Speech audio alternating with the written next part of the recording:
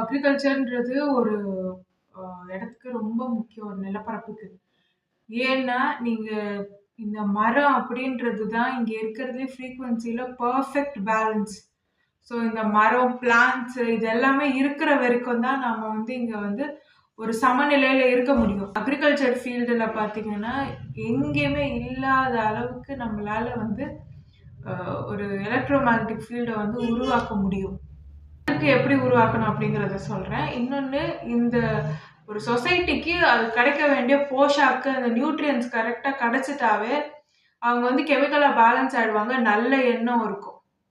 இல்ல அப்படின்னும் போது தான் எரிச்சல் ஆவறது, கெட்ட விஷயங்கள், கெட்ட எண்ணங்கள் வர்றது, அடுத்தவங்கள கஷ்டப்படுத்துறது, ஒருத்தனுக்கு ஒருத்தன் அந்த சாட்டிஸ்ஃபேக்ஷன் இல்ல, பெர்ஃபெக்ட் பேலன்ஸ் இல்லனாலே, கெட்ட எண்ணங்கள் எல்லாமே தலை தூக்கும். அந்த ஃப்ரீக்வென்சியே மாறிடும். நம்ம இப்போ பண்ணிட்டு இருக்கிறத எப்படி நல்ல முறையா மாத்தலாம் அப்படின்னா, இப்ப இருக்கிற டவர்ஸோட ஃப்ரீக்வென்சிய மாத்துனாலே மாறும். ஆனா, அதுக்கான வழி இல்ல அப்படிங்கும்போது, நம்ம அ தற்சார்பா என்னென்ன பண்ணிக்கலாம் அப்படின்னா, நிலப்பரப்புல ஒரு காப்பர் ஜிங்க் பிளேட் வைக்கிறது. பிளேட் வச்சுட்டு அதே காப்பர் மெட்டல்ல கனெக்ட் பண்ணி ஒரு சர்க்யூட் மாதிரி அதை ரெடி பண்றது. இப்போ அந்த உலகமே எப்படின்னு சொன்ன ஒரு கெமிக்கல் பேட்டரி மாதிரி சொன்னேன். ஸோ அதே மாதிரி ஒரு கெமிக்கல் பேட்டரியா உங்க நிலத்தை நீங்க உருவாக்கணும். அப்போ அதுக்கு என்ன பண்ணணும்? ஒரு சர்க்யூட் மாதிரி நீங்க ரெடி பண்ணணும். அழகா காப்பர் பிளேட்டும் ஜிங்க் பிளேட்டும் பதிச்சிருங்க.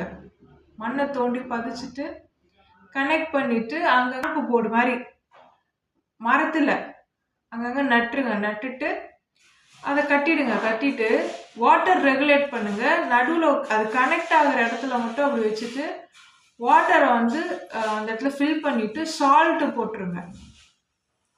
சால்ட் போட்டுட்டு என்ன பண்ணுங்க, அங்கே அந்த வாட்டர் ரெகுலேட் பண்ணிட்டு இருங்க. சோலாரில் சும்மா இது மாதிரி மோட்டர் மாதிரி வச்சுட்டிங்கன்னா அந்த வாட்டர் திருப்பி திருப்பி ஃபவுண்டெயின் மாதிரி கொட்டிக்கிட்டு இருக்கும். அவ்வளோதான். ஓடுற தண்ணியில் வாட்டர் சும்மா ரெகுலேட் பண்ணுங்க நடுவில். அதில் ஃபிஷ் வளர்க்குறதா இருந்தால் வளர்க்கலாம், கிராப் வளர்க்குறதா இருந்தால் வளர்க்கலாம். அது மேலே சும்மா இப்படி கயிறு மட்டும் கட்டுறதா இருந்தாலும் சரி, இல்லை வேற என்ன மெட்டீரியலை நீங்கள் கட்டுறதா இருந்தாலும் சரி, கட்டிட்டு கொஞ்சம் வளர்ந்த காய்கறி செடியோ அந்த ரூட்ஸ் மட்டும் அந்த தண்ணியில் ஓடுற தண்ணியில் படுற மாதிரி வச்சிங்கன்னா இன்னும் அதெல்லாம் வேகமாக வளரும். செடிகள் மண்ணே இல்லாமல் வளரும். செடிக்கு மரத்துக்கெல்லாம் கரண்ட்டு தான் தேவை. ஸோ இது பண்ணலாம். அதுக்கப்புறம் அங்கேருந்து ஃப்ரீ எலக்ட்ரிசிட்டி எடுக்கலாம். அந்த நீர் ஓடிக்கிட்டே இருக்கு இல்லையா, அப்புறம் இந்த பிளேட்ஸ் எல்லாம் வச்சு ஒரு சர்க்கியூட் மாதிரி கனெக்ட் பண்ணோம் இல்லையா. டவருக்கு பதிலாக நான் என்ன சொல்கிறேன்னா, ஒரு உட்டில் ஒரு இந்த கம்பம் மாதிரி போர்டு மாதிரி நீங்கள் கட்டிட்டீங்கன்னா அதில் கனெக்ட் பண்ணிங்கனாலே போதும். அதில் நீங்கள் பல்பு ஃபிக்ஸ் பண்ணிங்கனாலும் அந்த பல்பில் லைட் எரியும். அதே மாதிரி இங்கே நீங்கள் ஏதாவது லைட்டை வச்சாலுமே பல்ப் எரியும். ஸோ ஒரு கரண்ட் ஃப்ளோ அந்த இடத்துல இருந்துக்கிட்டே இருக்கும். விளைச்சல் பார்த்தீங்கன்னா வேகமாக விளைச்சல் இருக்கும். அதுக்கப்புறம் மரபு விதைகளை போடலாம். கீழே மண்புழு உற்பத்தி நல்லா இருக்கும். பெஸ்ட் அட்டாக் பண்ணாது. மண்ணுக்கு கீழே மண்புழு உற்பத்தி இருக்கும். மண்ணுக்கு கீழே அந்த பாக்டீரியா நல்லா இருக்கும், ப்ராப்ளம் இல்லை. விளைச்சலுக்கு பெஸ்ட் அட்டாக் பண்ணாது. எந்த இடத்துல லோ ஃப்ரீக்வன்சி வைப்ரேஷனில் அந்த செடிங்க இருக்கோ, அந்த செடிகளுக்கு போஷாக்கு கிடைக்காம அழுவுதோ, அந்த மாதிரி இடத்துல எல்லாம் தான் இந்த பூச்சிகள் எல்லாம் அட்டாக் பண்ணும். ஸோ நல்ல கரண்ட் ஃப்ளோலாம் இருந்துச்சு அப்படின்னா பூச்சிகள் எல்லாம் அட்டாக் பண்ணாது. அமோனியம் நைட்ரேட் எதுவுமே போட வேண்டிய அவசியம் கிடையாது. உரம் போட வேண்டிய அவசியமே கிடையாது. எதெல்லாம் நீங்கள் எடுத்து சாப்பிட்றீங்களோ அதோட மிச்சத்தை மண்ணுக்கு திருப்பி கொடுத்துடணும், அவ்வளோதான். எதெல்லாம் எடுத்து சாப்பிட்றோமோ அதோட மற்ற பொருட்கள் வேஸ்ட் இருக்குல்ல, நம்ம சாப்பிடாம விட்டது, அதையெல்லாம் திருப்பி மண்ணுக்கே போட்டுடணும். அது மட்டும்தான். அப்புறம் மனுஷங்களோட ஸ்டெம் செல்ஸ் அதுக்கு போடணும். ஒரு பப்ளிக் பாத்ரூம், ஆண்கள் மட்டும் குளிக்கிற மாதிரி இருந்தாலும் போதும். வெறும் பாத்ரூம், ஆண்கள் அங்கே குளிச்சுட்டு போகணும். பப்ளிக் பாத்ரூம், அந்த இடத்துல குளிக்கிறதுல ஒரு தண்ணி வரும் இல்லை, குளிக்கும் போது ஸ்கின்னோட ஸ்டெம் செல்ஸ் வருமா, இந்த தண்ணி இருக்குது பார்த்தீங்களா, அவங்க குளிச்சுட்டு போன அந்த தண்ணியை ஒரு டேங்க்கில் கலெக்ட் பண்ணி அந்த தண்ணியை இதுக்கு பாசனத்துக்கு எல்லாம் வச்சுக்கோங்க. இந்த ஸ்டெம் செல்ஸு இந்த மனுஷங்களோட ஸ்டெம் செல்ஸா அதில் விழ விழ விழ நல்லா இருக்கும். அதற்கான போஷாக்கை வந்து அது கொடுக்க ஆரம்பிக்கும். இது ஒரு வழக்கம். அதே மாதிரி செருப்பு இல்லாமல் அங்கே நடந்தாலே போதும், நம்ம பாசிட்டிவாக சார்ஜ் ஆகிடுவோம். யாருக்கு உடல்நிலை சரியில்லையோ இந்த மாதிரி சர்க்கியூட் மாதிரி டிசைன் பண்ண ஒரு விளைச்சல் நிலத்துல போய் அவங்க கொஞ்ச நேரம் இருந்துட்டு வந்தாங்கனாலே நல்லா அவங்க உடம்பு சரியாயிடும், நல்ல ஆறா இருக்கும். அதுக்கப்புறம் பார்த்தீங்கன்னா ஒரு மரத்தோட கிளைய உடைச்சிட்டு அந்த இடத்துல நீங்கள் வந்து நட்டு வச்சிங்கனாவே துளிர் விட ஆரம்பிக்கும். கிராஃப்டிங் பண்ணலாம். கிராஃப்டிங் எப்படி அப்படின்னா ஒரே மரத்தில் வேறு வேறு பழங்களை வந்து வர வைக்கிறது. ஸோ இந்த மாதிரியான விஷயங்கள். இந்த கிராஃப்டிங் வந்து சில மரங்களை மட்டும்தான் நம்ம ஹோஸ்ட்டாக எடுத்துகிட்டு வர முடியும், பழ வகை மரங்களை மட்டும்தான். ஸோ அந்த காம்பினேஷன்ஸ் மட்டும் பார்த்துட்டு கிராஃப்டிங் பண்ணலாம். மோஸ்ட்லி இந்த மாதிரி ஃபீல்டை நம்ம மாற்றிட்டு அந்த இடத்துல கிராஃப்டிங் பண்ணும்போது சக்ஸஸ்ஃபுல்லாக வரதுக்கான வாய்ப்புகள் ரொம்ப அதிகம். அது உடனே வந்து அது கூடிடும், உடனே வந்து அது வளர ஆரம்பிக்கும், துளிர் விடும். பழங்கள் எல்லாம் பார்த்தீங்கன்னா பெருசு பெருசாக வளர ஆரம்பிக்கும். அதற்கப்புறம் போஷாக்கு நிறைஞ்சதாக இருக்கும். மரபு விதைகளை வந்து விதைக்கலாம். இதுக்கு முன்னாடி மரபு விதைகள்லாம் வந்து ஒரு ஒழுங்குமுறையே இல்லாமல் அது வளரும். அது ரொம்ப கஷ்டப்பட்டு வளர்ந்த மாதிரி இருக்கும். இந்த மாதிரி ஃபீல்டை மாற்றினதுக்கப்புறம் மரபு விதைகள் நல்லா வளரும். எதெல்லாம் மலைப்பகுதியில் வளரக்கூடிய காய்கறிகள் இங்கே வளராது அப்படின்னு இருக்கோ அதெல்லாம் இந்த எலக்ட்ரோமேக்னெட்டிக் ஃபீல்டை கொஞ்சம் நம்ம மாற்றி சர்க்கியூட் மாதிரி டிசைன் பண்ணிவிட்டு பண்ணோன்னா, எனர்ஜி ஆர்கிடெக்சர் கரெக்டாக டிசைன் பண்ணோம் அப்படின்னா மலையில் விளையக்கூடிய காய்கறிகள் எல்லாம் இங்கே விளையும். மலையிலையும் வெயில் அடிக்குது, மலையிலையும் மழை பெய்யுது, கிட்டத்தட்ட ஒரே மாதிரி தானே இருக்குது. அங்கே மட்டும் ஏன் அந்த காய்கறிகள் எல்லாம் விளையுது, இங்கே விளையல அப்படின்னா அங்கே நல்ல மேக்னெட்டிக் ஃபீல்டு இருக்கும், இங்கே அது மிஸ் ஆகும். ஸோ அதை நம்ம செயற்கையாக இங்கே எடுத்துகிட்டு வரலான்னா எடுத்துகிட்டு வரலாம். எல்லாமே செயற்கை தான். ஒரு இப்போ நம்ம கோவில் கட்டுறதும் கிட்டத்தட்ட பயிர் விளைச்சல் வந்து நல்லா வரணுன்றதுக்காக ஒரு மேக்னெட்டிக் ஃபீல்டை ஒரு பூஸ்ட் பண்ணுற வகையில் தான் நம்ம என்ன பண்ணுறோம், ஒரு கோயிலே கட்டுறோம். ஸோ அதே மாதிரி தான் இதுவும் நம்ம பண்ணுறோம். இதெல்லாம் வந்து ரொம்ப பழைய காலத்து மெத்தட் தான் இது. அதே மாதிரி செடியை சுற்றி வந்து இந்த காப்பரில் வந்து ஒரு வளைய மாதிரி போட்டுட்டு அப்புறம் அப்படியே கனெக்ட் பண்ணிகிட்டே போகிறது, இதுவும் அந்த செடிக்கு வந்து நல்லாயிருக்கும். காப்பரில் டவர் வச்சுட்டு வைக்கிறது, ஆண்டனா வச்சு வைக்கிறது, இதெல்லாம் வந்து நான் இது தெரிஞ்சுக்கும் போது 2015 2016 ரொம்ப பழைய காலத்து மெத்தடு தான். ஆனால் ரொம்ப எஃபெக்டிவான ஈல்டு கொடுக்கும். ஒரு 1/4 ஏக்கர்லேயே வந்து நம்ம நிறைய பயிர் வகைகளை வந்து வித்தியாசமான பயிர் வகைகள் எல்லாத்தையுமே வந்து நம்ம ஃபார்ம் பண்ணி எடுத்துக்கலாம்.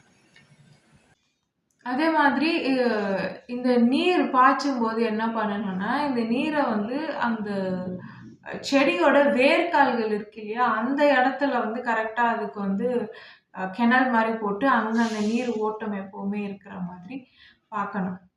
அந்த மாதிரி அப்போ இந்த செடியை சுற்றி, செடியோ மரமோ அதை சுற்றி வந்து ஒரு காப்பரில் ஒரு வளையம் மாதிரியோ இல்லை அந்த சர்க்கியூட் டிசைன்லேயும் வேறு எப்படி தரைக்குள்ளே பண்ணுறதா இருந்தால் வேறு எப்படி டிசைன் பண்ணுறீங்களோ நீங்கள் பண்ணிக்கலாம்.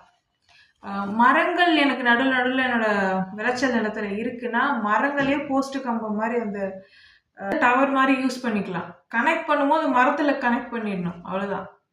ஆனால் உயரமான மரமாக இருக்கணும். நீங்கள் பார்த்தீங்கன்னா ஒற்றை பனை மரத்துக்கு ரொம்ப ஆற்றல் அதிகம் அப்படின்னு சொல்லுவாங்க. ஏன்னா சுற்றி எந்த மரமும் இல்லாமல் அங்கே மட்டும் அந்த ஒற்றை பனை மரம் இருந்துச்சுன்னா காந்த ஆற்றல் அதிகமாக இருக்கும்.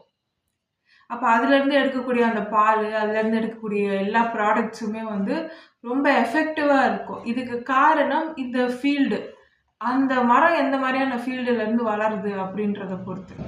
இன்னும் நிறைய ஜெனட்டிக் மாடிஃபிகேஷன் ஆக்கப்பூர்வமாக நமக்கு பண்ண தெரிஞ்சதுன்னா நம்ம யூஸ் பண்ணுற ஷாம்பு எல்லாம் இருக்குல்ல, இதெல்லாம் இயற்கையாகவே நம்மளால் விளைவிச்சு எடுக்க முடியும். அந்த லிக்விடை நம்மளால் எடுக்க முடியும். அதுக்கப்புறம் என்னென்ன விஷயங்கள் நமக்கு தேவையோ அது எல்லாத்தையுமே நேரடியாக செடியிலேருந்தே நம்ம எடுத்துக்கிற மாதிரி நம்மளால் மரபணு மாற்றம் செஞ்சு எடுத்துக்க முடியும்.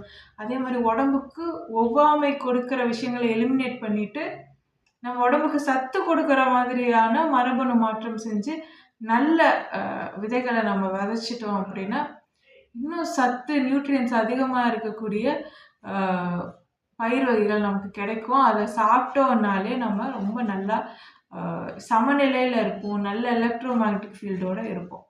தண்ணியை பியூர் பண்ணுறதுக்கு எப்போவுமே ஜிங்க் பிளேட்டும் ஒரு காப்பர் பிளேட்டும் போட்டு வச்சுட்டாலே அந்த தண்ணி பியூர் ஆகிடும் கெமிக்கல் ரியாக்ஷனில். ஒரு காப்பரில் ஒயரோ இல்லை கம்பியோ கொடுத்து கட்டிட்டிங்கன்னா போதும். பாக்டீரியா கல்ச்சர் பண்ணிக்கோங்க. எப்போவுமே அந்த பாக்டீரியாவை சேமித்து வச்சுக்கோங்க. திருப்பி திருப்பி அதையும் யூஸ் பண்ணுறதுக்கு நாம் தெரிஞ்சுக்கணும். உரம் தனியாக வாங்கணுன்ற அவசியமே இருக்காது. எந்த வகையிலையுமே கெமிக்கல் உரம் போடணுன்ற அவசியமே இருக்காது.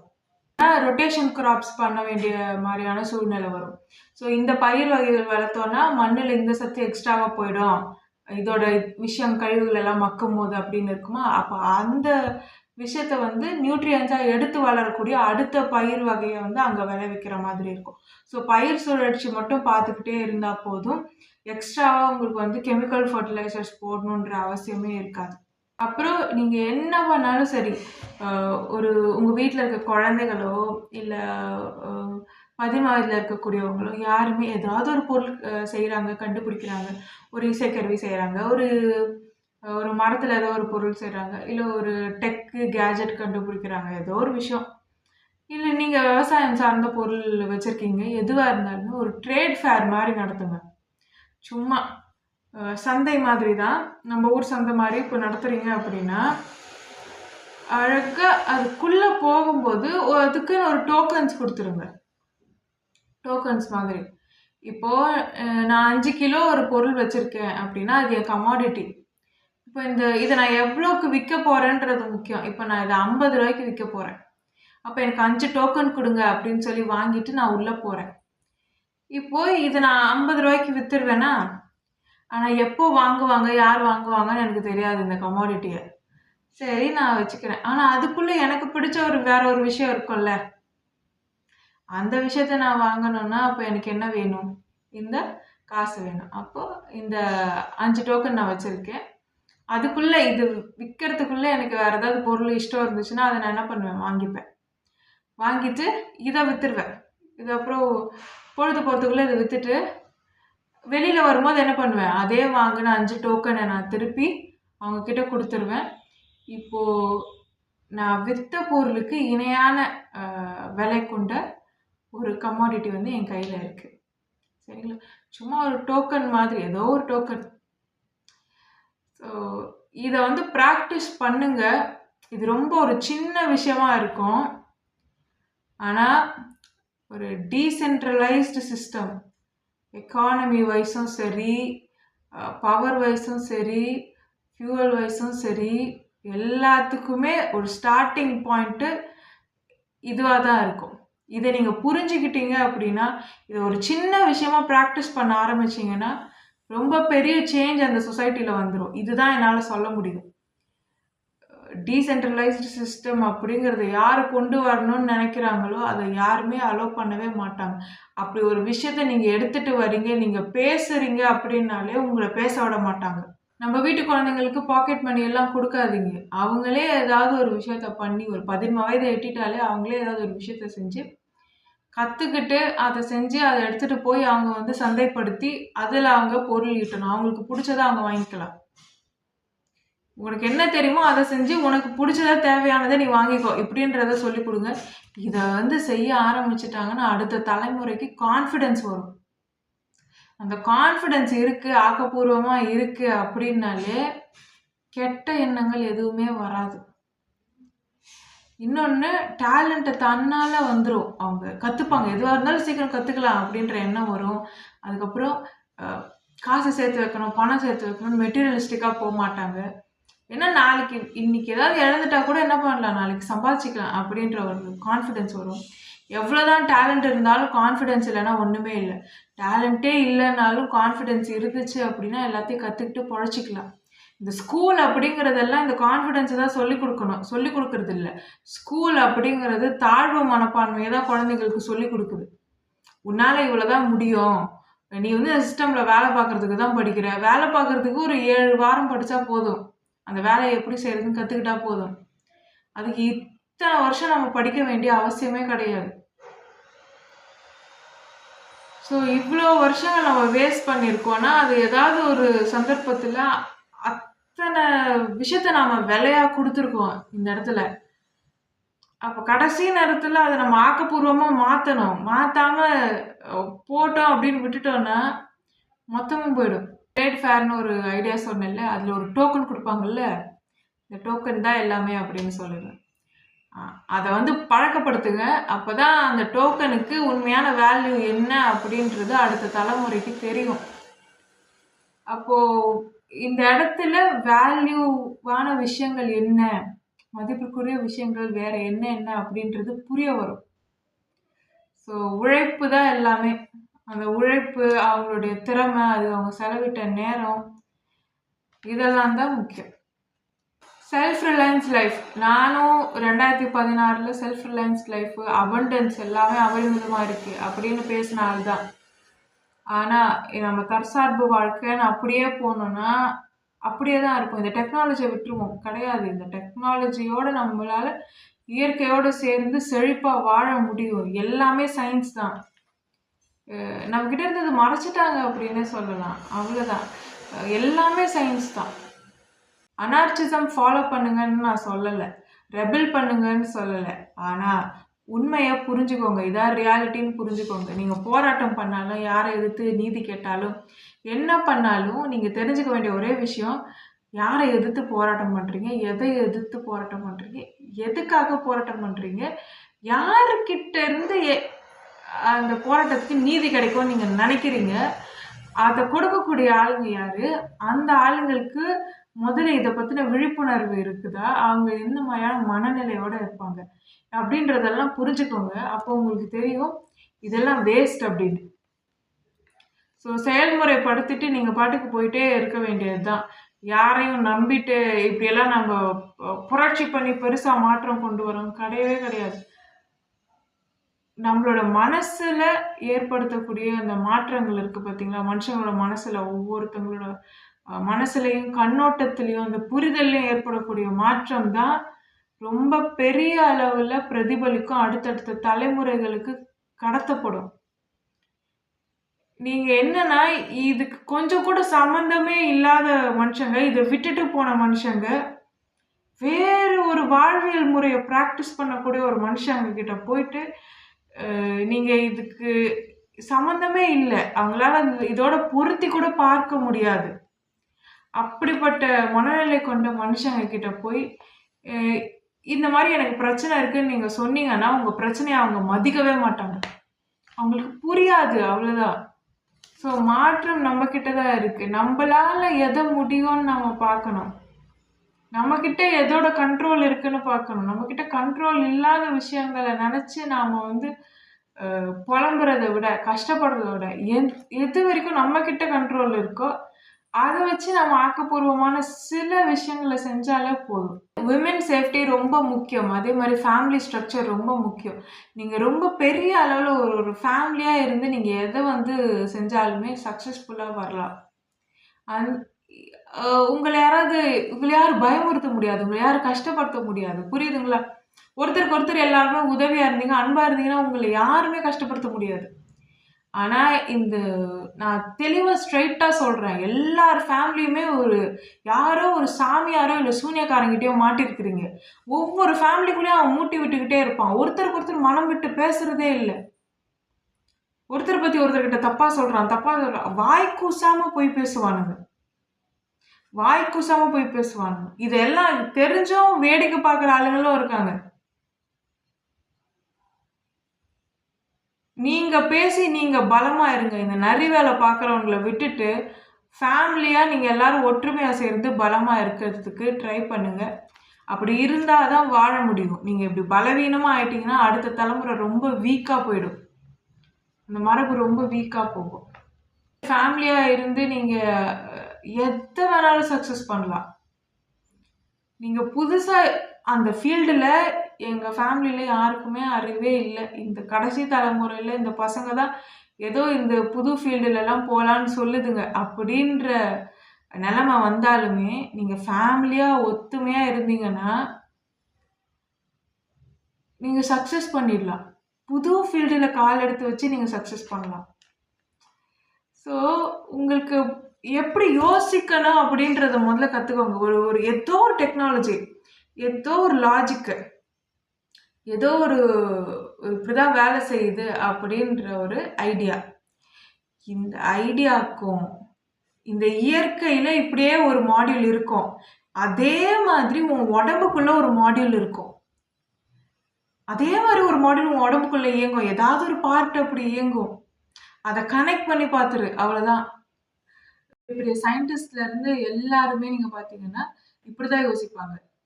புது டெக்னாலஜியோ ஏதாவது ஒரு கண்டுபிடிப்போ அவங்க கண்டுபிடிக்கிறாங்கன்னா அதற்கான மாடியூல் வந்து அது அதனோட லாஜிக் வந்து இந்த சிஸ்டத்துல எக்ஸிஸ்ட் ஆயிருக்கும். எப்படியாவது அது எக்ஸிஸ்ட் ஆயிருக்கும். அதே லாஜிக் அதே மாதிரியான விஷயம் உங்க உடம்புக்குள்ளேயும் நடக்கும்.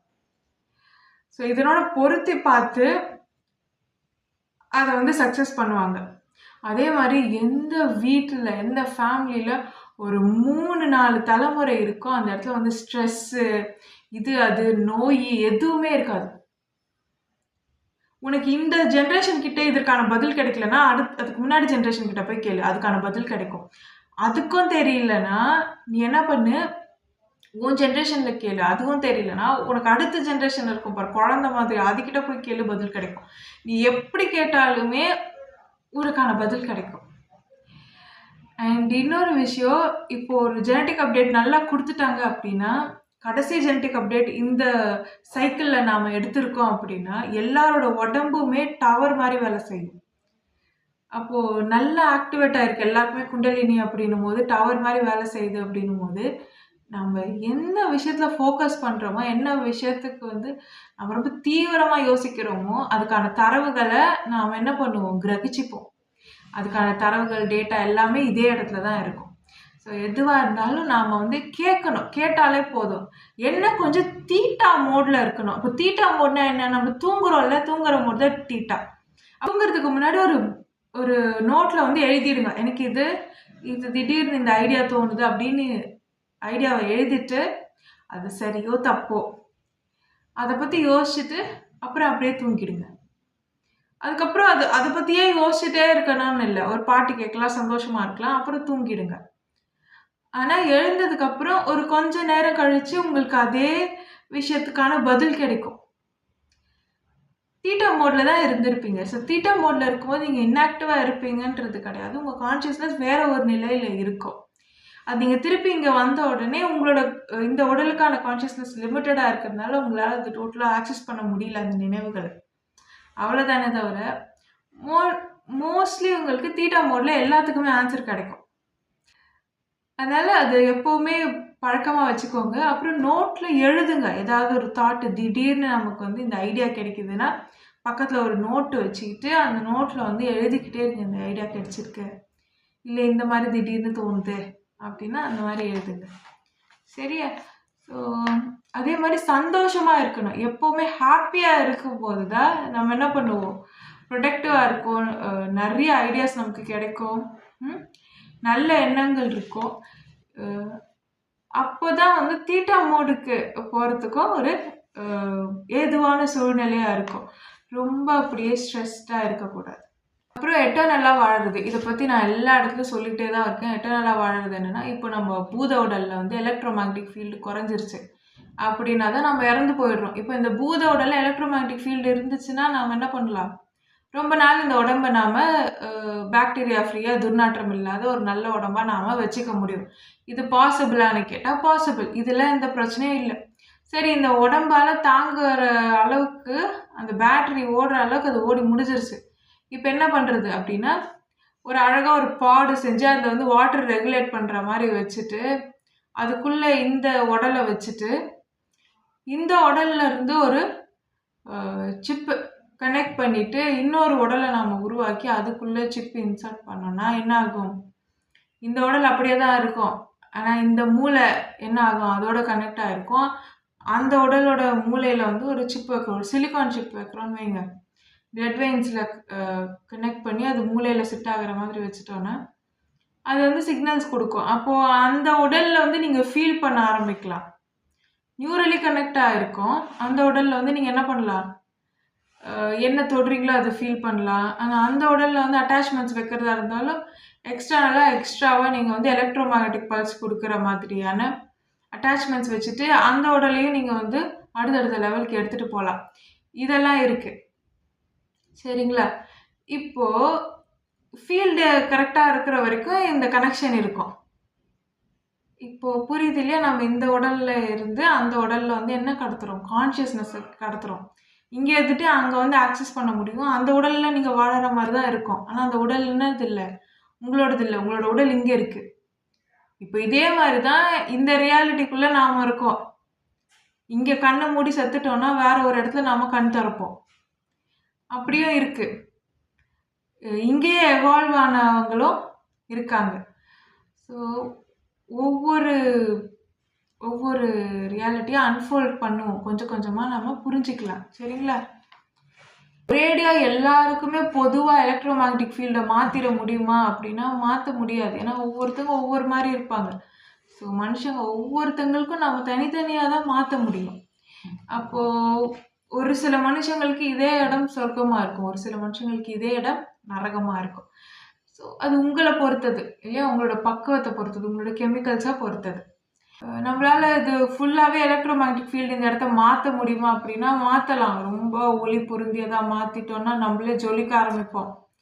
வாய திறந்து பேசவே மாட்டோம். அவ்வளோதான். ஜட மாதிரி இருப்போம். ஆனா ரொம்ப ஃபாஸ்ட்டா இருக்கும் கம்யூனிகேஷன். உடல விட்டு வெளியில போறதும் சரி, வரதும் சரி, ஸ்பீட் ஆஃப் லைட்ல வந்து நம்மளால கம்யூனிகேட் பண்ண முடியும். இதுக்குள்ள இருக்க எனர்ஜி பாடி வச்சுட்டு நம்மளால வந்து ஆஸ்ட்ரல் ட்ராவல் பண்ணலாம். ஆஸ்ட்ரல் ட்ராவல்னு இல்ல. நம்மளால டைமென்ஷன் தாண்டி, லேயர்ஸ் தாண்டி பார்க்க முடியும், போக முடியும். சரிங்களா? ஸோ அந்த அளவுக்கு இங்க மாத்த போறோமான்னா கிடையாது. ஆனா உடலுக்குள்ள அந்த மாற்றத்தை ஏற்படுத்தலாமான்னா ஏற்படுத்திக்கலாம். ஸோ ஒட்டுமொத்தமா நம்மளால சேஞ்ச் இந்த நிலப்பரப்புலலாம் எடுத்துட்டு வர முடியாது. இப்போதைக்கு ஸ்டெப் பை ஸ்டெப்பா தான் போறோம். ஆனா ஒரு உடலுக்குள்ள நாம அந்த மாற்றத்தை ஏற்படுத்தலாமா? அப்படின்னா ஏற்படுத்தலாம். எப்பவுமே இந்த மாரி ஒரு சூழ்நிலையோ, இந்த கட்டுப்பாடுகளோ விதிச்சா தான் இந்த மாற்றத்திற்கு உட்படுவோம் அப்படின்னு எல்லாம் யாரும் நெனச்சுட்டே இருந்தீங்கன்னா, அப்படிப்பட்ட மாற்றமெல்லாம் வராது. நம்பளே தான் இனிஷியேட்டிவ் எடுத்து கொஞ்சம் கொஞ்சமா மாறணும். சரியா? ஸோ அதுக்கான முயற்சிகள ஃபர்ஸ்ட்டு எடுங்க. அதுக்கப்புறம் அ நான் வெளிப்படையா சொல்லணும்னா, இந்த மாதிரி அஜெண்டாவோடயே நெறைய பேர் இருக்காங்க. இந்த ஃபேமிலிய வந்து ஸ்பாயில் பண்றது, இந்த மாரி மக்கள் எப்பவுமே ஒரு கீழ்ப்படிநிலை உணர்வுகளோடயே வச்சிருக்கிறது. ஒரு லோ ஃப்ரீக்வன்சி வைப்ரேஷன் எமோஷன்ஸையும் வெளிப்படுத்துற மாரி வச்சிருக்கிறது. நிம்மதியா இல்லாம பண்றது. ஃபேமிலிஸ் எல்லாத்தையும் பிரிச்சு விடுறது. இந்த வேலையெல்லாம் பண்றாங்க. ஸோ புரிஞ்சுக்கோங்க. இந்த மாதிரி நெறைய விஷயங்கள் நடந்துகிட்டு இருக்குன்றது உங்களுக்கு புரியுதுன்னா, அதோட சிங்க் ஆகாதீங்க. அ அதனால உங்களுக்கு கஷ்டம் வந்தாலும் பார்த்துக்கலாம். ஃபினான்ஷியலா இண்டிபெண்டன்ட்டா இருக்கிற மாதிரி பார்த்துக்கோங்க. அப்படி இருந்தாலே போதுமானதா இருக்கும். அண்ட் தென் அடையாளத்துக்காக அடிச்சுக்காதீங்க. எப்பவுமே இவங்க பண்ற ஒரே ஒரு விஷயம், அடையாளத்துக்காக வந்து அடிச்சுக்க வைப்பாங்க. மூட்டி விடுறதே வந்து இவங்க இந்த மொழி, இவங்க இந்த இனம், இவங்க வந்து இந்த ஜாதி, இவங்க வந்து இந்த அ அ மதம், இது, அது. ஸோ அடையாளத்த தாண்டி மனிதத்த பாருங்க. கரண்ட்டுக்கு வந்து இது சயின்ஸ் டோட்டலா. கரண்ட் வந்து நீ இப்படி, நீ அப்படின்லாம் பார்க்காது. அடிச்சு தூக்கிரும். அந்த மாரி தான். எல்லாருமே எனர்ஜிக்கு முன்னாடி பொதுவான ஒரு என்டிட்டி தான். யாராவது ஒருத்தங்க இந்த மாரி பொறந்து, மரபுல வாழ்ந்து, இலக்கணம் எழுதிட்டு அவங்க போவாங்க. அவ்வளோதான். நம்ம என்ன பண்ணணும்? அத கப்புன்னு புடிச்சுக்கணும். அவ்வளோதான். அவங்கள மாதிரி நம்மளும் வாழணும். நல்லவங்கலாம் வாழ்ந்து விட்டுட்டு போறாங்களோ, அவங்கள மாரியே நம்மளும் வாழணும். அவ்வளோதானே தவிர, அ கூடவே இருந்து வழி நடத்துறது அப்படின்றதெல்லாம் வந்து உங்களோட நேட்டிவ்ஸ் பண்ணணும். ஒவ்வொரு நிலப்பரப்புலயுமே நேட்டிவா இருக்கக்கூடிய மக்கள் இருப்பாங்க. அதுலயும் ஆண்கள், ஆண், பெண்ணுன்னு அவங்க ஜோடியா எப்பவும் ஒரு கப்புல ஆண் தனி, பெண் தனி கிடையாது. ஒரு கப்புல உங்களுக்குள்ளேயே நீங்க சண்டை போட்டுக்கிட்டீங்கன்னா, ஆட்டம் முடிஞ்சிருச்சு. விரோதம் பாராட்டிட்டீங்கன்னா, அது இழிநிலைக்கு தான் போவீங்க. ஒரு கப்புலா இருந்து எல்லாருமே என்ன பண்ணணும், அந்த நிலப்பரப்புக்கான நேட்டிவ்ஸ் தான் அவங்க மக்கள வந்து வழிநடத்தணும். ஸோ அவங்களோட தான் நீங்க நல்லா இசைவீங்க. அவங்க மரபோட தான் நீங்க இசைவீங்க. ஸோ அப்பதான் டக்குன்னு மாற்றம் வந்துரும். அவ்வளோதான். ரொம்ப கஷ்டப்பட வேண்டியதெல்லாம் இருக்காது. சரி. இதுக்கப்புறம் உங்களுக்கு புரியிற மாதிரி சொல்லணும்னா, அ உங்கள யாரெல்லாம் கண்ட்ரோல் பண்ணணும்னு நெனைக்கிறாங்களோ, இல்ல யாரெல்லாம் உங்களுக்கு புடிச்சிருக்கோ, அவங்க வந்து இவங்க வந்து நல்லவங்கன்னு நீங்க நம்புறீங்களோ, அவங்க எல்லாருக்கு பின்னாடியும் யாராவது ஒரு சாமியாரு, ஒரு சூனியக்காரன், யாராவது ஒருத்தவங்க இருப்பாங்க. இங்க யாருமே அங்க சுயமா யோசிக்கிற அந்த பக்குவத்துல வந்து இல்ல. எனக்கு தெரிஞ்சு நான் பார்த்த வரைக்கும். இது ஒரு விஷயம். 2வது விஷயம், இவங்களுக்கு ஏதாவது டோபமைன் சப்ஸ்டன்ஸ இன்டேக்கா குடுத்துருப்பாங்க. அது என்னன்னு முதல்ல பாருங்க. அவங்க போற சைக்கியாட்ரிஸ்ட் டாக்டரா இருந்தாலும் சரி, இல்ல அவங்களுக்கு போதைப் பொருளா அத குடுக்கறதா இருந்தாலும் சரி, இல்ல அவங்க குடியில அந்த மாதிரி மதுவா அத எடுத்துக்கிறதுனாலும் சரி, இந்த டோபமைன் சப்ஸ்டன்ஸ எடுத்துக்கக்கூடிய ஒரு ஆணோ, ஒரு பெண்ணோ வந்து அதுலயே அவங்களுக்கு டோபமைன் கிடைச்சிரும். அப்போ ஒரு நல்லது பண்ணி தான் அந்த டோபமைன ஈட்டணும் அப்படிங்கிற இந்த விஷயமே இருக்காது. இன்னொன்னு பாடி வந்து அசிடிக்கா இருந்தாலும் பிரச்சனை இருக்காது அவங்களுக்கு. அசிடிக் ஹார்மோன்ஸ சுரந்தாலும் பிரச்சனை இருக்காது. அப்படின்ற மாரி ஆனதுக்கப்புறம், அவங்க வெளிப்படுத்தக்கூடிய ட்ரேட்ஸ் எல்லாமே பார்த்தீங்கன்னா, அசிடிக் ட்ரேட்ஸா இருக்கும். ஆனா, அவங்க டோபமைன் சப்ஸ்டன்ஸ் எடுத்துட்டு இருப்பாங்க. வெளியில இருந்து பார்த்தா உனக்கு தெரியவே தெரியாது. நீ அவங்க நல்லவங்கன்னு நெனப்ப. உன் கண்ண தொறந்து பார்த்தா தான் தெரியும் யார் யார் நல்லவன், யார் யார் கெட்டவன்னு. இந்த டோபமைன் சப்ஸ்டன்ஸ் வந்து சர்க்குலேட் ஆயிட்டு இருக்கு. அது என்னன்னு பாருங்க. நெறைய கெமிக்கல்ஸ் இந்த மாரி போய்க்கிட்டு இருக்கு. அதுக்கடுத்து அ இவங்களுக்கு மோஸ்ட்லி வந்து உன் கஷ்டம் என்னன்னு புரியாது. ஏதோ சண்டை போடுறோம், ஏதோ பிரச்சனை இதுதான். நான் வந்து இப்படி, நான் அகங்காரத்துல நான் இப்படி ஆகணும், அப்படி ஆகணும் அவ்வளோதான். அடுத்தவன் பிரச்சனை என்னன்னு கூட இவங்களுக்கு தெரியாது. அவங்க ஏதோ ஒரு அடையாளத்த ஆரம்பிப்பாங்க. உனக்கு வந்து உன் வீட்ல என்ன நடக்குதுன்னு தெரியாது. நீ அவங்க பின்னாடியே ஓடிக்கிட்டு இருப்ப. எல்லா நிலப்பரப்புக்கும் இதே தான். இதே மாடியூல் தான். நீங்க வொர்ஷிப் பண்ற ஐடலா இருக்கட்டும், எந்த ஒரு ஃபீல்டுல இருந்தாலும் சரி, அவங்களுக்கு உன் பிரச்சனை என்னன்னு தெரியாது. முதல்ல அவங்கலாம் சைக்கியாட்ரிஸ்ட் கிட்ட பேஷண்ட்டா இருக்காங்க. முதல்ல அது என்னன்னு பாரு.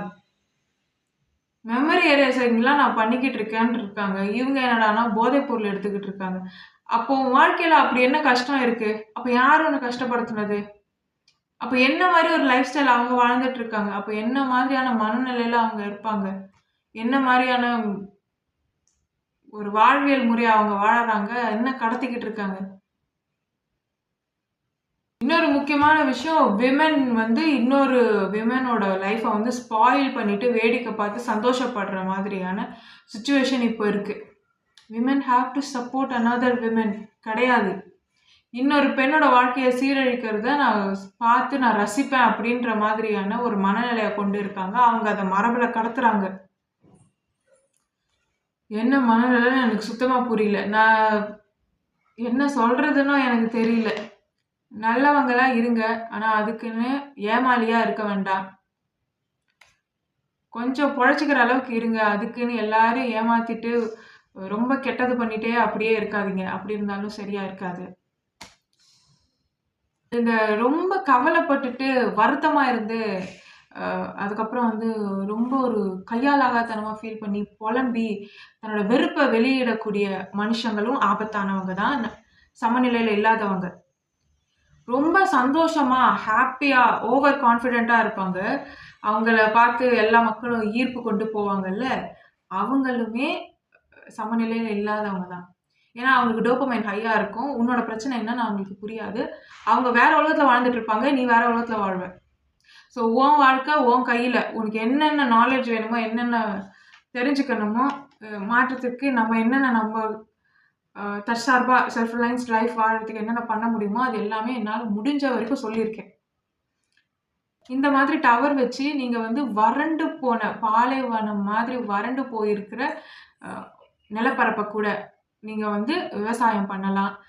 வயல்வெளியா மாத்தலாம். அதே மாரி பட்டுப்போன நிலத்துல எனக்கு வந்து மண்ணுல எந்த நியூட்ரியன்ட்ஸுமே இல்லன்னு சொல்றாங்க அப்படின்னாலுமே, ஒண்ணுமே பயப்பட வேண்டிய அவசியம் இல்ல. இதே மெத்தட நீங்க யூஸ் பண்ணிட்டு, அத வளமிக்க இடமா நம்மளால மாத்த முடியும். பாக்டீரியா அதுக்குள்ள கல்ச்சர் பண்ண முடியும். அ எல்லா இடமுமே செழிப்பா இருக்கும். நான் ஒண்ணே ஒண்ணு சொல்றது இதுதான்.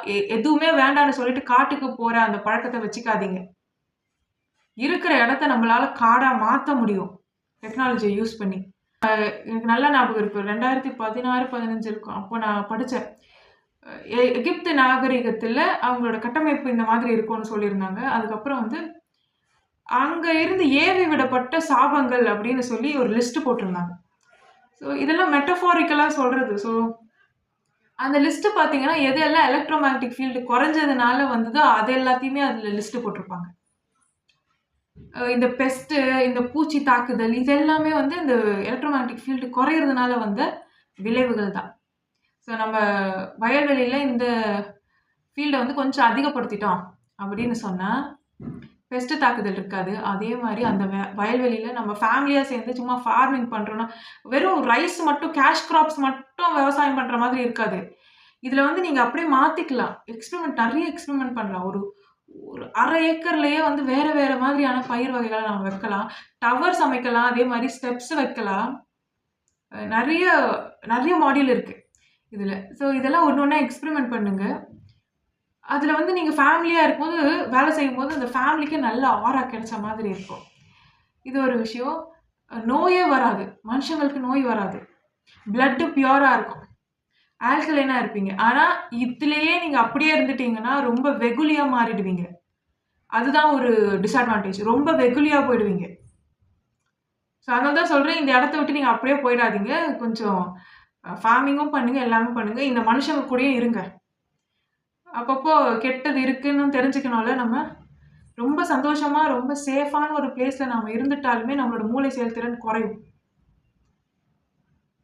சரியா? ஸோ அதனால தான். நன்றி. Love is God.